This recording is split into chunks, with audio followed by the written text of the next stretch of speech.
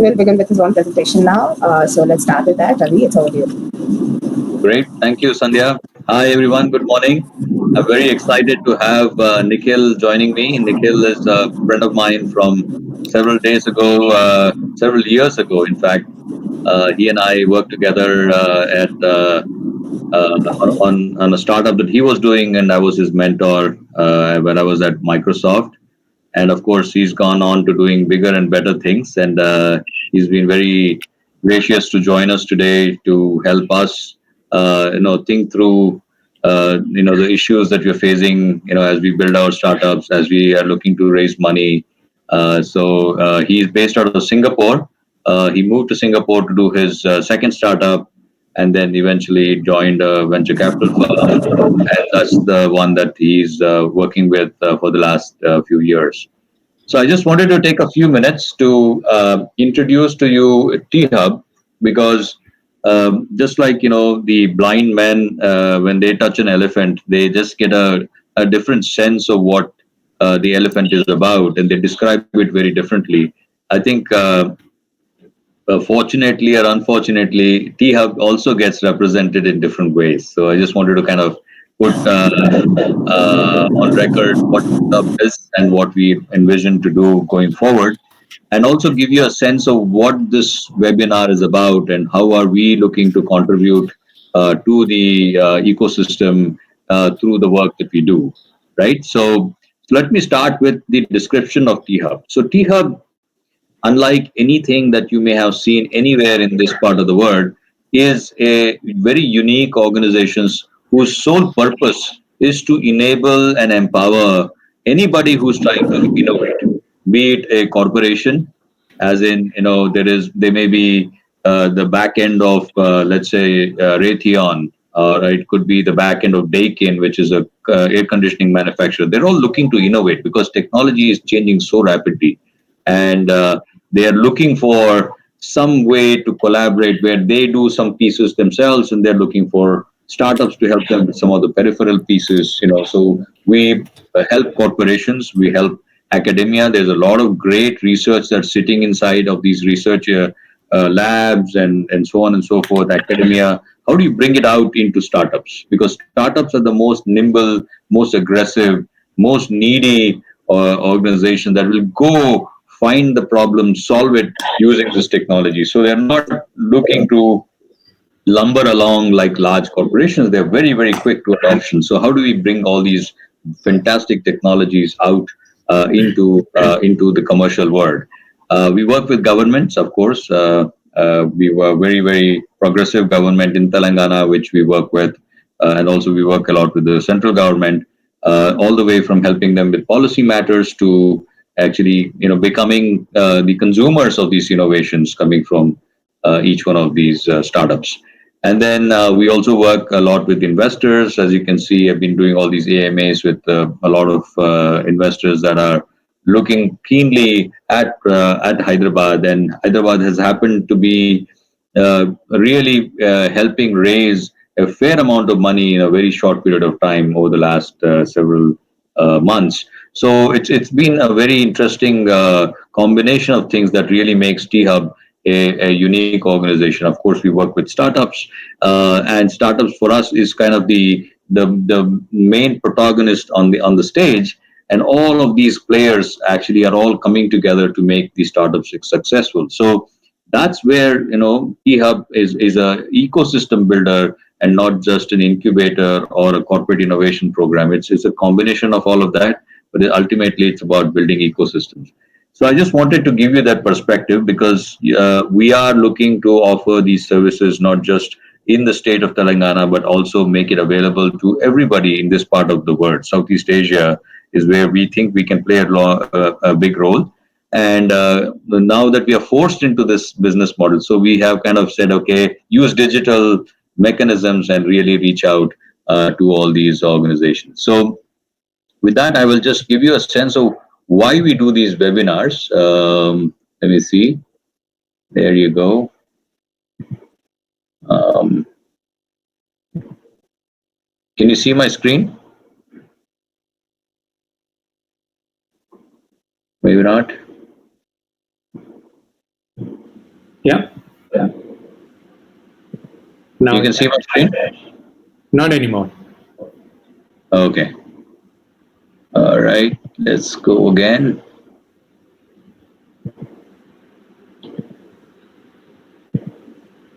Okay. So if you can see my screen, I will assume you can. So we do three or four types of webinars. Actually, four. Handling a hard time. So there are lots of organizations that you will be facing. To kind of put the new normal in perspective as to how do we manage these things, all the way from personal to family to your startup. Employees, so we go through a list of those kinds of webinars. We also do business unusual, as in there were certain things that we could have kind of took for granted when we were meeting each other and doing some things in a very informal way. But there are very formal ways of us now working. So I'm sure working from home for the last several weeks has forced you into adopting some of these practices. So we talk about project management, we talk about monitoring, code development, DevOps, so on and so forth. Plan B is about going back to the drawing board and figuring out how do you pivot either at a product level or at an organization level. And then finally, AMA. AMA is not giving you specific answers. We try to do that, but but it's actually more of a way for you to connect with people who are leaders in this ecosystem, Ravi, very have so sorry. much to offer as people, that I thought it will be good for you to understand from a investor perspective what they are thinking, what they're finding, and also how are they dealing with this situation themselves, because they're on the other side of the fence where you are trying to seek money from them, but they're also grappling with the same situation and making sure that they are able to give you some very honest answers. We've had several sessions so far.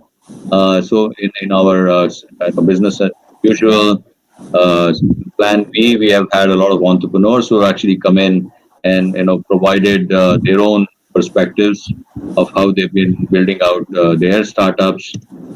We've been doing these AMA sessions. Now this is the one that you are part of, which is the fourth one, and then we have two more lined up in the next Friday and the following Friday. So it's something that we'll continually do, and hopefully we can get better and better at it, so that we can serve you much better, as you go through this crisis.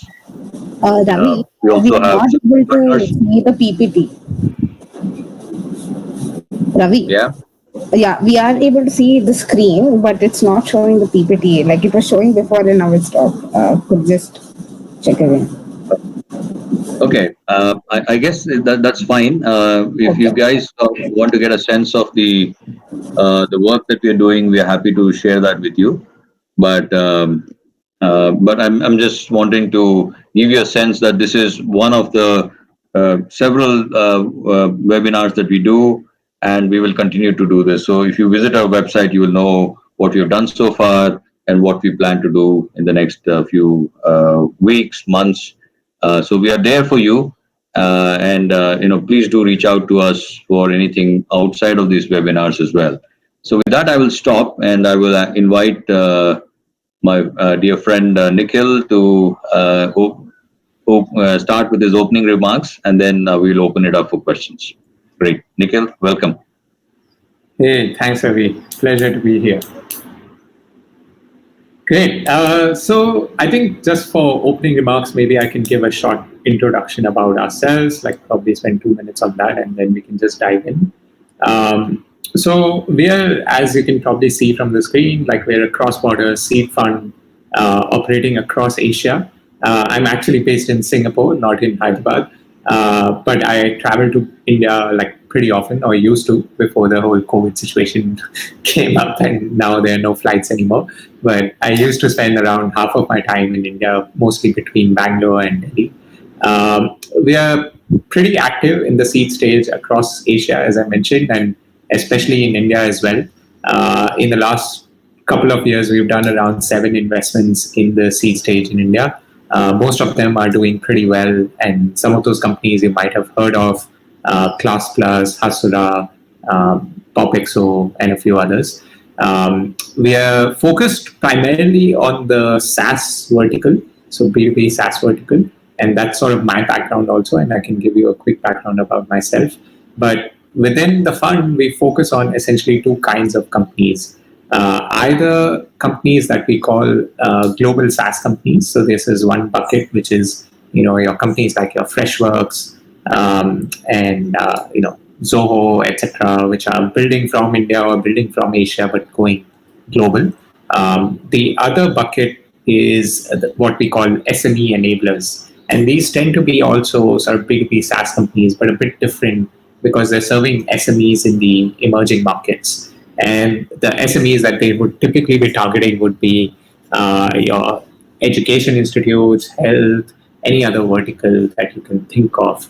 And companies like Khatabook, etc., will fall primarily into these buckets. Not that Khatabook is our investment, but just because that's a well-renowned name these days.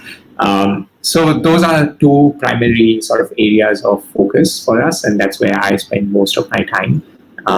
Working with these founders, investing in them in very early stage, and then actively working with them across their life cycle, and ideally helping them raise their Series A's and beyond, right? And I think Hyderabad has a deep, close connection to me because my career started in Hyderabad. I was at Microsoft in Hyderabad, and that's how I know Ravi as well. We ended up at Microsoft Ventures. He was my mentor over there. And, long story short, we come full circle back with me going to Singapore, like exiting a company here to Google, and then ending up joining venture capital and focusing on the SaaS sector. Yeah, so that's a bit about me and the fund, and happy to take any questions regarding, COVID, seed, fundraising, are investors active right now or not? I spend a lot of time talking to Indian investors, Southeast Asian investors, both in the seed stage, Series A stage, pre-seed stage, angel investors. So I have quite a lot of visibility across these different ecosystems from an investor perspective. So happy to answer any questions, and in general also. Nikhil, maybe I can just start. Yeah, thanks, Nikhil. That was great. So if I can start, so do you see any distinction between the startups that are in Singapore versus the startups that are in Bangalore, the kinds of problems that they're facing, the kind of concerns that they have about the SaaS model, the global market? Right. So actually, not so much. I think there are quite a lot of similarities, especially between SaaS companies coming out of Singapore and SaaS companies coming out of Bangalore, and that's why we also feel that it's easier for us to still do cross-border at the seed stage and be able to invest in both of these markets. That said, I think the natural advantage that Indian startups have is of costs, right? And their costs tend to be much lower than those of Singaporean companies, and as a result, they tend to have a natural competitive advantage from a cost perspective as well as from a pricing perspective. So, typically Bangalore-based SaaS companies are able to price themselves a bit lower compared to global peers, including the Singaporean peers, right? That said, within our portfolio, we have companies which are still, pricing themselves same as any other US competitor and still doing pretty well. So I think all in all, not too much difference between the SaaS companies in both markets. Great. Maybe one more question before we take some directly. One more is, what are the kinds of problems are you facing with your portfolio companies that you're grappling with, and how do you go about addressing them? Right. So obviously, right, like with the COVID situation, it has had a major impact on portfolio throughout. So I would bucket them into two parts, which is, again, the SaaS, global SaaS bucket and the SME bucket, right? And on the global SaaS, I think business is still up because, people are still buying. In fact, people are maybe even buying more software right now because they're working from home, etc. So I think business is still going, but definitely we are seeing sales cycles lengthening, budgets reducing, people pushing back on pricing, negotiating more, etc. Right. So I think there's both a positive and negative impact on the SaaS overall, which is, to my general sort of awareness, it's starting to sort of neutralize. So while people are buying more number, but they're trying to pay less, and the sales cycles are lengthening, so it's roughly coming out to the same. On the SME enabler side, I think, however, there is a bit more deeper impact, because obviously the buyers, which are the SMEs in India, have been deeply impacted by the whole COVID lockdown situation, barring a few sectors like groceries and maybe online education. Pretty much all the other sectors were deeply impacted because of the whole COVID lockdown. And as a result, these companies which are serving them are also heavily impacted. So a lot of companies have seen, almost a complete washout of revenue for the months of April, etc. But now that the market seems to be opening up slowly, it seems to be coming back up. We are seeing, like, on a weekly basis around 10, 20, 30, and growing to around 50% of their original revenues. These are companies which are doing ops on the ground, etc. also, right? So, but hopefully within a couple of months, if things remain the same, the COVID doesn't escalate substantially in India, then hopefully things will come back to normal. That's the hope. Great. Yeah. Thanks, Nick. Sandhya, take some questions. Yeah, sure. So we have our first question here. So this is by Paul Robin. Where can a founder look for active angel investors? Is it LinkedIn or Co-Founders Lab a good start? So you said LinkedIn, and what was the other one? Co-Founders Lab. Co-Founders Lab. Oh, Co-Founders Lab. Okay. So yeah, actually, angel investors are obviously a bit trickier to get access to because they're not out in the open, actively shouting out of the top of their lungs like we are as institutional investors. I think there are a few key ways to do it, right? One is you should be able to connect yourself into the angel ecosystem, right? And this angel ecosystem, if you look like who's investing as an angel investor in the market today, it's pretty much all the growth stage startups, CEOs and founders who have found some secondary liquidity, who are coming out and sort of doing investments. So I think you have to find your way into that network, which could be, if you have some friends in the senior management to middle management position of growth stage startups, like that's the best way to get access to them and get visibility to them. And the other way is, angel networks. And there are a lot of these angel networks like AngelList, Let's Venture, which are active in India, and Indian Angel Network. You have Venture Catalyst. So, all of those 4 or 5 networks, these are the bigger ones. There are smaller ones also.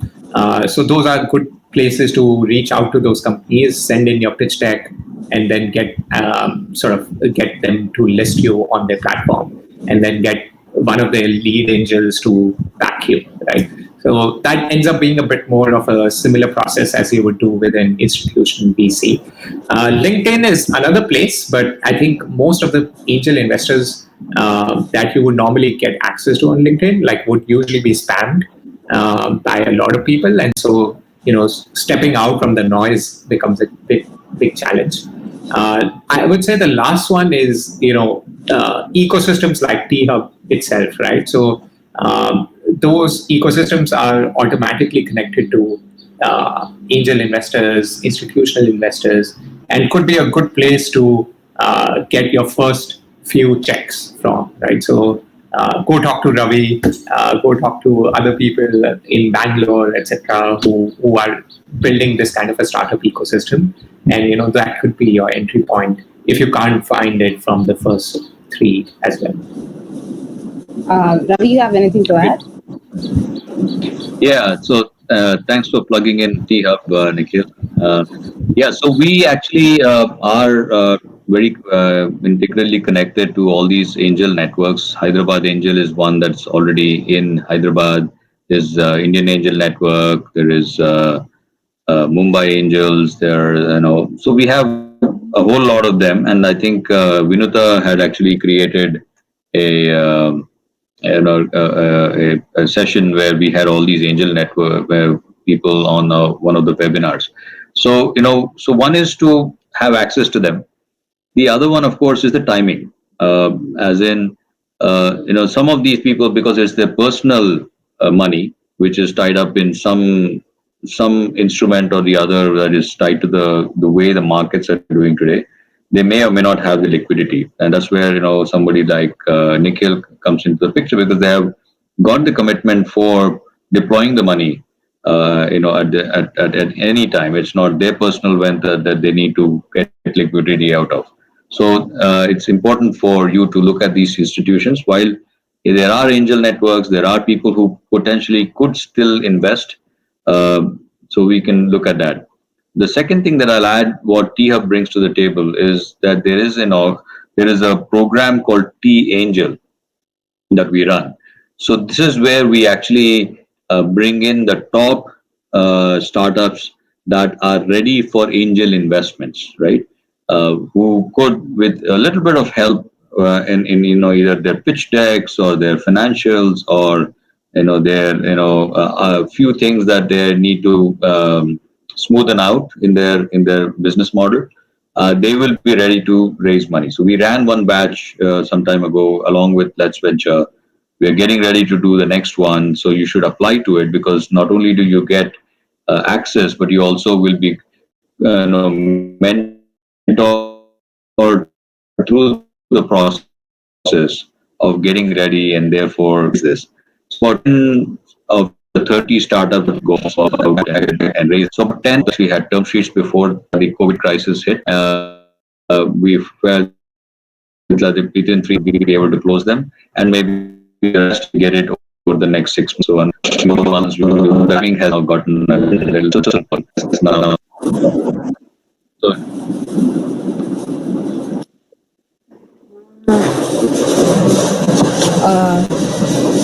Ravi? yeah, please continue. Yeah, I think your video got paused. A second. Yeah.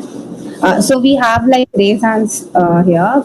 So first one is Kalyan Aravapalli from Entity Data.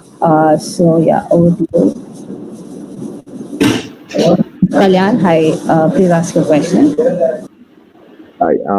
This we have a demo MVP. So if we have a successful business case and a demo MVP, what are the platforms that exist for demonstrating our idea?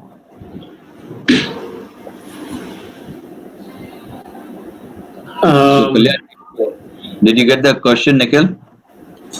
Yeah, like I think there won't be any platforms that will help you demonstrate your idea, right? Like if you have an MVP, that means like you probably have worked with one or two customers maybe, or users. So idea is for you to start building some sort of a go-to-market channel to be able to find more such customers, right? Like that's where you should be spending your time right now, right? Like I don't think any platform is going to come and help you find customers, because unfortunately I don't think there such a platform exists, and that's why I guess Facebook and Google get a lot of ad dollars, because that's where you can find at least some customers by having running some ads, etc. But maybe if you have a like different question in mind, maybe that maybe I'm getting it wrong. No, I mean, yes, that's right. But the thing is, we started building a product, which has some basic features, which we think we can reach out to the customers. But we are struggling on finding the platform as to how to, reach out to the investors. Oh, investors! I think that's we just discussed that, right? Like if you're just in an MVP stage, then most likely angels are the right way for you to go.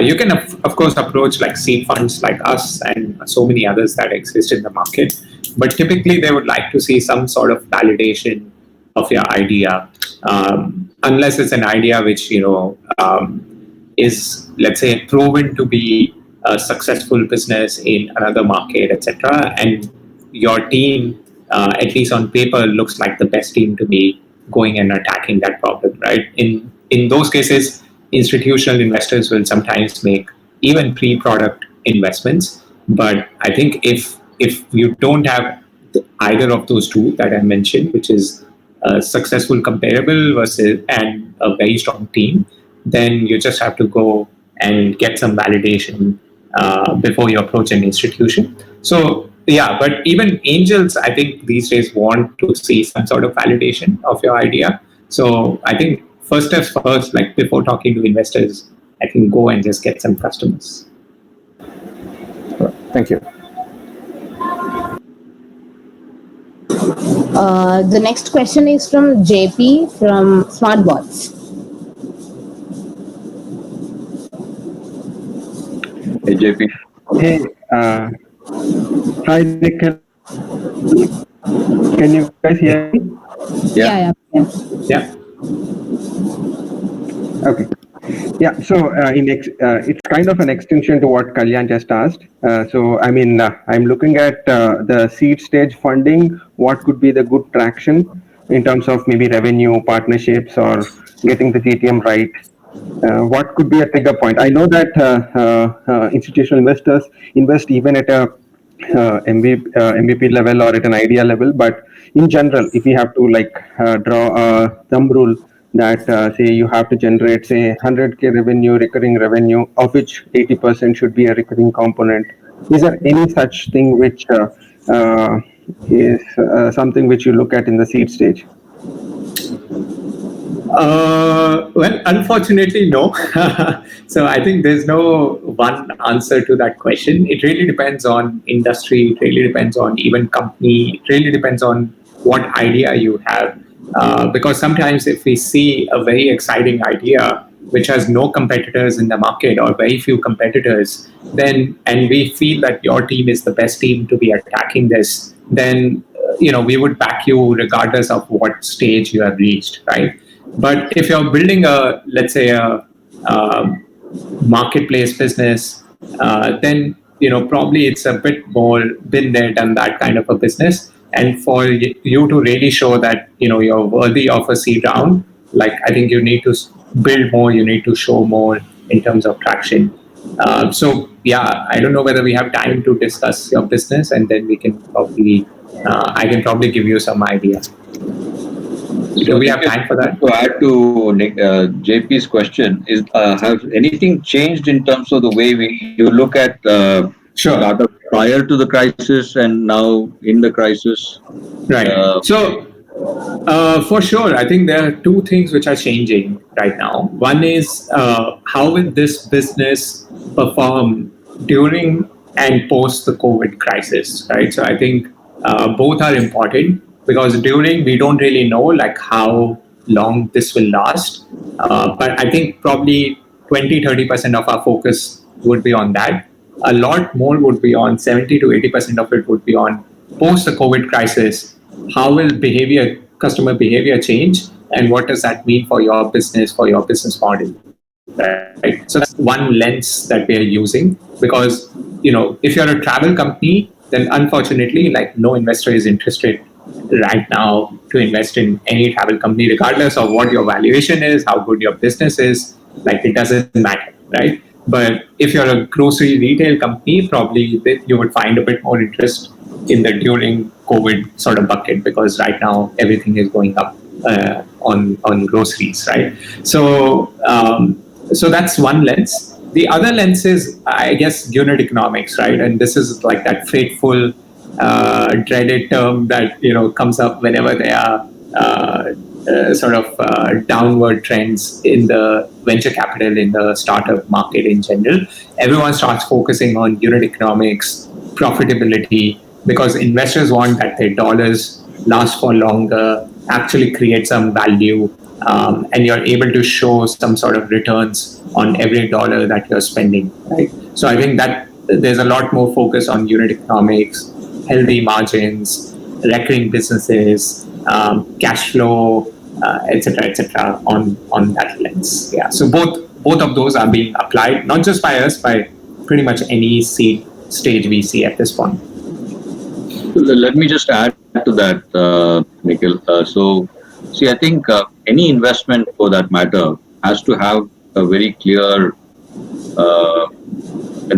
next step, right? So somehow, JP, you've done built your business, you have your product, you have customers, you have unique economics that you can discuss. All of that is in place. So the clarity with which you are saying, I will go only if I had money, I could have actually made this 10 times bigger, because I think there is that huge opportunity in front of me.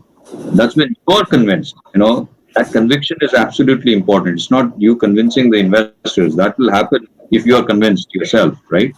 So you know that this is a market that is going to only grow, or will grow a month later, 2 months later, because that clarity with COVID thing is going to dissipate, whatever. You have that clarity and the conviction, and that's when you go and start talking to investors. If you yourself are not convinced, then it's very difficult for you to convince anybody else, especially people who are trying to feed off of your conviction, your passion, your understanding of the market.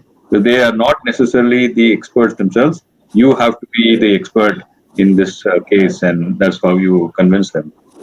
So a lot of these markets that we took for granted were going to be doing fantastically suddenly have gone away.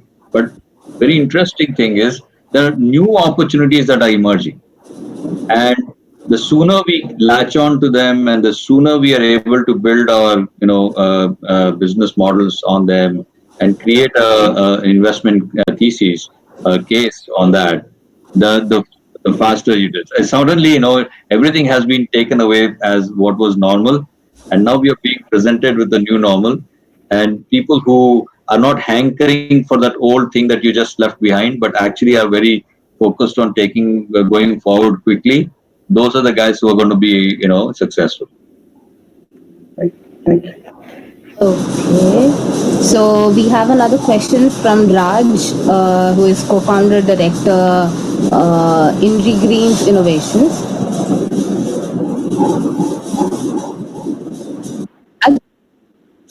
Hi, Nikhil. Ravi, great to hear both of you. Actually, I operate in social enterprise sector. I'm actually mentoring a lot of these youngsters who want to get into social sector. And also, I've got two of my own startups which are connected to farmers and rural women, self-help groups and federations and all. So we are into livelihood space. So, sometime back I had attended a program where Impact Investment Exchange. This was a company which came from Singapore, I suppose. And that is where you are based at, Nikhil. And in fact, after that also I came in contact with a few impact investors. So, but I think off late I've not heard from them, like, or the news about them, that what is happening in this sector. So do you think that this is a time when impact investment should boom, or what? How it is going to take turns? And at the same time, in fact, if you can just guide people like me, that who to approach, and what is the new take that these impact investment investors are going to take. So this is my question. Yeah, that's an interesting and tough question. I think I don't have so much visibility, I would say, into impact investors in general. They tend to have their own sort of social circles, like the startups that they tend to focus on are also a bit different from us, because we are always chasing growth and they're chasing more of impact, right?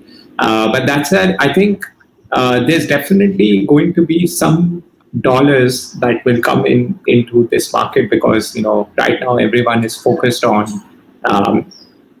just donations, etc., right? And like people will likely carve out some parts of their fund towards social impact. We are starting to see some of this happen in Singapore, where the government is actually leading the charge in helping out certain sectors from an impact perspective. But that said, I think a lot of them, the institutional funds in the impact investors case, they still have to show like financial returns, right? So it's not just about impact for them, they also have to show similar financial returns. And so they might have a very similar response to a typical financial investor, which is to slow down investments and focus more on portfolio and make sure that the portfolio is doing well. So I think it's going to be a bit of a mix. Unfortunately, I don't know the impact investment exchange people that you mentioned from Singapore. Hopefully they're being killed at this point. But Ravi, anything you want to add? Yeah, Raj, where are you based out of? I am in Jaipur, Ravi. Oh, okay. Jaipur. Yeah. Okay, got it. So Raj, the whole impact investment space is just maturing in India. So it is where probably the current VC seed investment industry is today.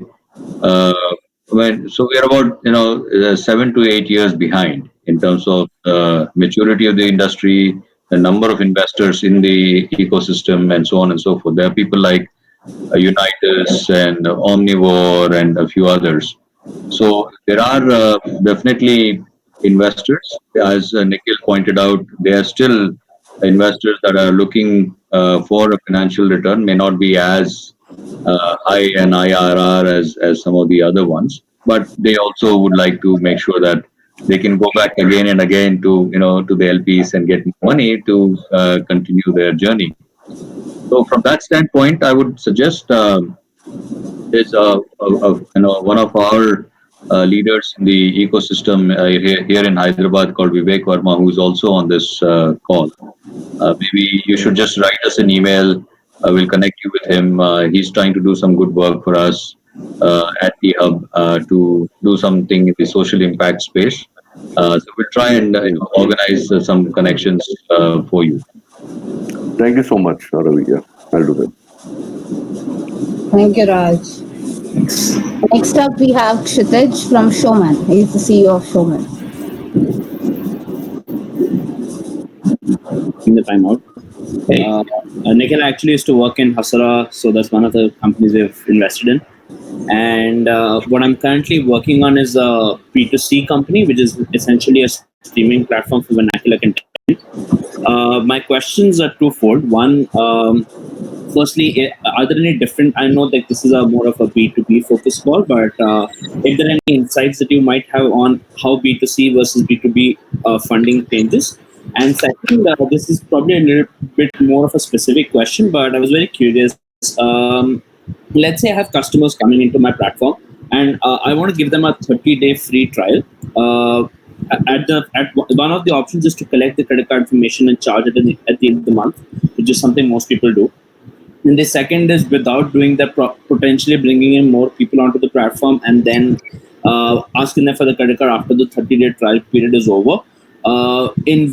Let's say at both stages, maybe the number of customers retained at the end is pretty much the same. Which one do you feel is churn a bigger number, or the fact that I could convert more customers a more important metric? Thanks.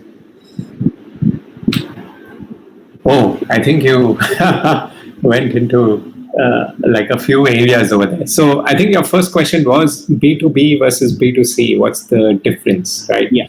From a funding perspective. From a funding perspective, yeah. So I think obviously consumer internet is a bit more cash hungry sector, right? So you need to acquire, especially in India, like you need to acquire the users, and users don't typically pay you much. So usually ends up being a slightly poorer unit economics kind of business, and as a result, you require a lot more cash and need to be able to raise investment dollars, right? Like I think that's a primary thing. So something you should ask yourself: are you good at raising capital? If you're good at raising capital, then that's probably something that's a route that you should be considering. B2B, on the other hand, tends to be a bit more cash flow rich. a bit more stable, doesn't go down dramatically on like every month just because you didn't acquire new users, etc. And especially if you're running a subscription business, right? So I hope that answers your question on B2B versus B2C. That's how at least an investor looks at it. I think your question, I couldn't understand the second question very properly, but you're talking about two cases. One is where you have the credit card on file. The other one is where you don't have the credit card and you're just giving a free tier. And at the end, there's a conversion, right? So I'm assuming in the first case, you have credit cards for everyone, right? Yes. And then signs up maybe around 20% of them, let's say, convert, right? Yeah. And in the second case, you don't have credit cards for everyone and 20% convert and they pay you whichever way, right? Well, from an investor lens, I would definitely value the first one higher. There's a reason why SaaS companies and other companies also prefer to have that credit card on file, because that's a big barrier to get monetization also, right? Like in the sense, there's always a drop off between stages from all the way from user liking your service and discovering it to eventually paying for it. And if you can, credit card is a major step in that, like adding a credit card. And I'm assuming that we're not talking about Indian consumers, because Indian consumers don't have credit cards. Yeah. So maybe just for context, I'm going to be launching my platform in the US and Canada right now. So there's no Indians involved. I mean, they're Indians, but not living in India right now. Sure. So yeah, that's the idea. So credit card is the primary mode of payment there. Sure. So then, like, having it on file definitely is a better situation, because then you can, if anyone wants to pay, like, there's one less step for them to go and convert, right? That said, on the other hand, I don't assume that you will have the same sort of conversions and same sort of numbers, because usually if you're asking for a credit card up front, then people are hesitant to even try out your service. Yeah, exactly. That's the trade-off I was asking. So typically that's why people use the second one, get people to start using the service, start liking the service, and then keep sort of sending these push notifications or in-app messages saying, put your credit card on file and get X, get Y, get 5 days more, get 10 days more. And that's a way to incentivize users to put their credit card. Got it. Thanks a lot. Should we go to the next question, or Ravi, do you want to say anything on this? Yeah, please go ahead. Okay. Next we have Koti Rao.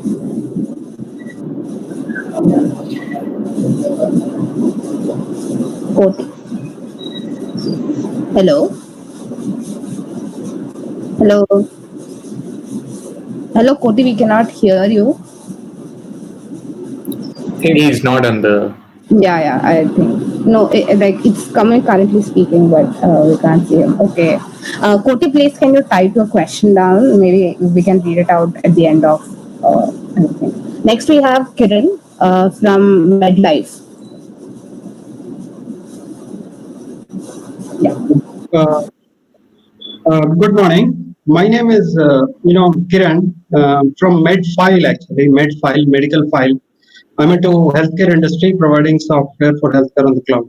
I have two questions. If we have been in business for about 5 years and are expanding in growing economies and across India, we are primarily focused in Hyderabad right now, and we would like to expand across India and in the growing economies. Would it be possible to get help more in terms of mentoring and then maybe investments? That's the first question. Second question is, I'm about 45 years old. Would age be a factor for investments? Are you looking for younger entrepreneurs to invest into, or that be a Tricky questions. The first one is easier. So, I mean, look, we always are open to mentoring companies, but there should be some sort of we are selfish, right? Like, we are financial investors. So our time is also limited. So we have to see an opportunity that, yes, this company would be interesting for us to track and then we would one-on-one mentor them for a bit more longer time, and then just sort of keep track of them in a way. We also have like regular sort of mentorship hours, etc., that we do for different sort of programs, including places like T-Hub, although we are not doing it with T-Hub yet, but hopefully something we can start. And then you can definitely get access to us. But I would say like by us, right? Like there's so many mentors available. Choose the right one for your company, and definitely working with a network like T-Hub is probably the best way to get exposure to a lot of different mentors, and then choose the right one from both sides, right? So I think that would be a better way to go, because it's ideally it should be a marketplace, and T-Hub kind of companies are the marketplace for that, right? On your second question, which is age, so it's not a barrier for us, the age. Like I've invested in somebody who's probably 50 years old. Never asked him. We chat regularly. Like I'm probably 20 years younger to him, but we have a very good friendly relationship. That said, I think we do look for skill sets and relevance, right? So one thing we have seen is like, okay, in a lot of, let's say, young, your typical profile of founders that you see from IITs, IIMs, etc., they are a bit more up to date with like what are the latest technologies, what are the latest market trends, etc. So for us, it's more about that skill set rather than their age, their background, etc. And sometimes there's a correlation between the skill set and all of these demographic factors, right? So if your team has that skill set, then for sure, like that age or demographic doesn't really matter to us. What we care more about is the skill set and whether your skill set is the right fit to be solving that particular problem. So apart from product market fit, we're always also looking for founder market fit, right? That's also something that VCs are always looking for. So Kiran, I think Nikhil has told you a little bit about T-Hub already, and I have given you an introduction. So do reach out to us and see which of the several different programs that we have makes sense for you, or just stay in touch. If you feel that you can use some help on the mentoring side, especially now we are spending a lot of time, providing more mentor hours for people who are just trying to figure out how best to get through this phase.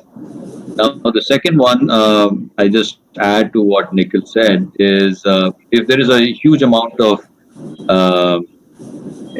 technology that is required. Obviously, if the founders have been through some kind of a larger organization, have learned some technologies, know how to do enterprise sales, and that's something that's required of a startup. Obviously, we would tend to look at people who are in their 40s rather than in their 20s, right? But at the same time, if there is a completely new business model that you're innovating, which has no precedence, and it's good that some of these entrepreneurs do not have that precedence, because why encumbered by some ideas that are old-fangled, new ideas and new unencumbered ideas? Obviously, tending towards that younger folks to come up with these kind of things is the way we would look at it. But the way I see you, Kiran, is that you have a happy combination of both. So I think you should be in a good place. You need to, of course, make a very, very good business case for what you're building, and let's see, what that looks like, and then we can evaluate based on that. Sure. All right. I'll get in touch with you. Thank you, Ravi. Thank you, Nikhil. Thank you. We have Setu from TwigHub. So Sandhya, we may want to do a quick feedback survey after this. Yeah, sure. Hi, Nikhil and Ravi. Thank you so much for taking this session. This has been very helpful. My question is to Nikhil. Nikhil, about Strive, do you guys specifically look at only SaaS-based businesses? And also the other question is, what are some of the sectors that you're focusing on, if at all there are any sectors? Thank you. Yeah, the answer to the first one is yes. SaaS is primarily what we're investing in. But it looks, as I explained earlier in my introduction, it looks a bit different for if it's targeting SMEs versus if it's targeting, global B2B companies. For the SMEs, it tends to have a bit more of a, sometimes even an OpEx layer, ops layer, just to be able to provide the service to the SMEs. In terms of sectors, we don't have any particular sector. We're pretty generalist from that perspective within SaaS, because even SaaS in general is not a huge bucket of companies. But that said, I think right now what we are spending a bit more time on the B2B SaaS, on the global SaaS bucket, we're looking at either dev tools, so startups that are targeting developers, software devs with new tools and technologies. The other one is vertical SaaS companies, so companies which are focusing on some certain vertical and just building for that vertical. On the SME side, we're looking at education and healthcare are sort of evergreen sectors that pretty much every VC is always looking at. But apart from that, agriculture and manufacturing SaaS and services which are serving the agriculture and manufacturing B2B sector, those are some areas that we are spending time. Great. Thanks. I have just one more question, and that's with Ravi. Ravi, I think you briefly mentioned about this also, but I guess I think I missed more on that. What are some of the ways by which startups which are outside of Hyderabad can engage with T-Hub? And this is with respect to mentorship and access to the investor ecosystem and other services. Thanks. So yeah, as I was mentioning in the opening, Setu, we are going more and more virtual, more digital than we have in the past. Of course, mentoring face to face is probably a lot more effective, but whatever we can get done in terms of interactions and help for people who don't live in large metros but are doing some wonderful work, we are creating these very virtual kind of platforms. So there's a colleague of mine called Naveen. He's running that program. So do send us an email. We'll put you in touch with him, and he can help you with the program that you can be a part of, even though you are not in Hyderabad. Sure. Thanks. That'll be helpful. Thank you. So now we'll quickly pause for a survey. I have just put the link in the chat window. I request all the participants to take a minute to fill the survey form. It's very essential for us to get the feedback so that we can improve upon the sessions that we do. Yeah.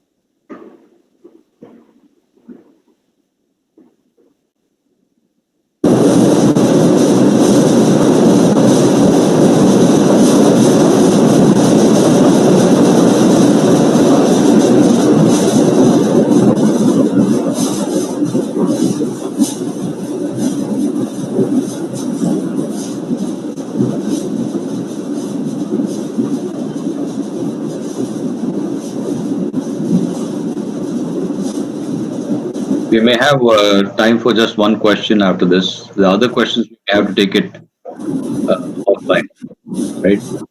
Nikhil has to leave very soon. Yeah. So. Do we have surveys coming in? Yeah, we do. We'll just reach 10 or 12 and then we can. So.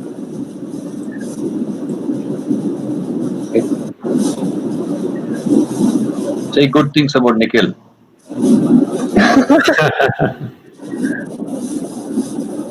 No need. Yeah.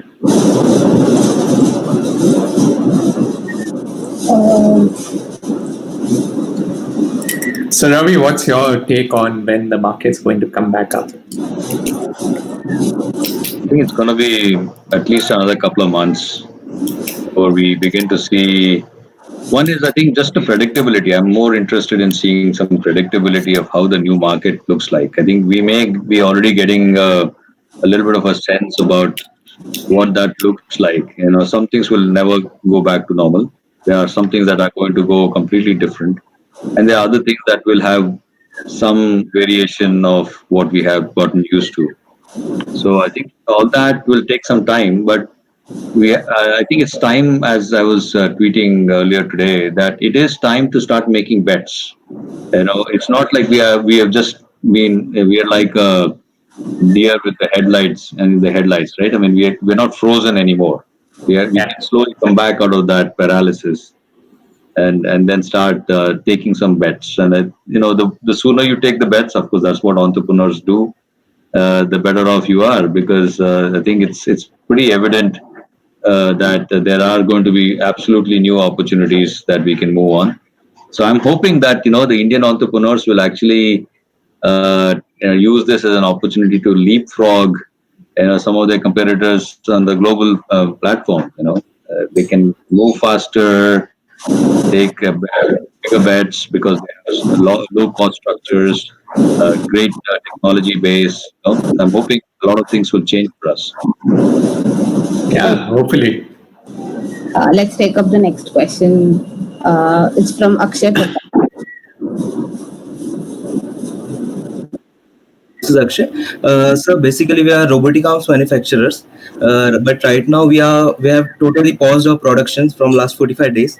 So now our R&D team has developed contact-free robots for initial diagnosis of patients, where nurses and doctors can be they can be contact free.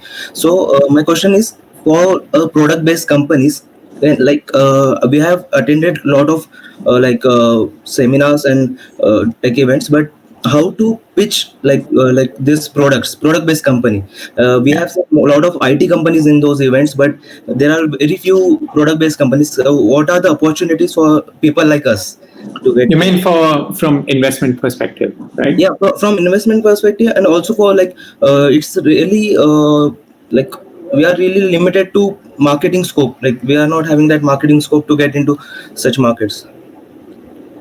Right. So I can give you investor perspective. I think there's a clear distinction of people who either invest in products, hardware product companies, or don't, right? And actually, again, it's a sector similar to impact investment, which is still very nascent in India. And even a fund like ours, we don't invest in a pure hardware R&D business. There are, however, a few funds in the seed stage in India. I think Bloom Ventures is one which has been active in investing in product companies. So if you look at their investments in Grey Orange and a few others, so they've been investing. Special Invest, they're a Chennai-based fund. They are active in investing in product R&D companies. Right. So I think that because the risk and the amount of capital that you need is very different, and the timelines that you work on is also very different from a pure software company. Right. And as a result, you need to have a very different lens from an investor perspective to look at it. Okay. So you should target your at least fundraising efforts towards investors who have actually done product investments before, hardware product investments before, rather than be a bit more spray and pray in your sort of investment fundraising approach. Yeah. Okay. Thank you so much. Thank you. So Akshay, I would suggest that you also look at market access for the things that you're doing, since you're adding new products into your portfolio, getting more and more. Let's say you have 100 customers using your new robotic arms, the contactless. So one is for you to see how many of these you can get, so that it's not just an idea or a concept that you have in your mind. It's actually being used by people for the purposes that you had envisioned, or at least you're embarked on something that is beginning to work. I think that's an important thing. The middle of the path is for you to look at certain large companies that are also looking to build these kinds of things. An OEM opportunity of some kind. Obviously, there are other people excited, and therefore they also may invest at some point in time. So these are very specialized opportunities and markets, primarily because there's not too many investors that actually are in this space. So you need to be very clear about who you want to go after. But obviously, they use the same criteria. They want to see some uptake, some traction, and then they will want to participate in your journey. Okay, sir. So can we take example of Reva with Mahindra? Is it that what you say? Like Reva collaborated with Mahindra? Is it the thing? Like that kind of? In the early days, yeah, correct. Okay.